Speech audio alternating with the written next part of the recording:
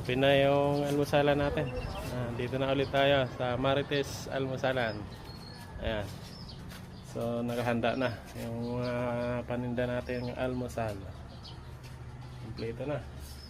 Luto na yung lomi, sopas, champurado at saka chicken arroz caldo.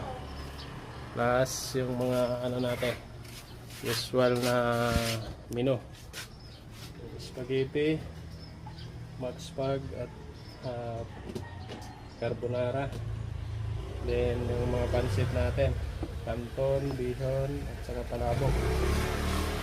Plus yung bagong menu natin, yung sideline ng binata natin, binata ko, chicken pastel with rice at saka hot silog, hotdog, pritong hotdog, saka sunny side up na itlog plus kanin.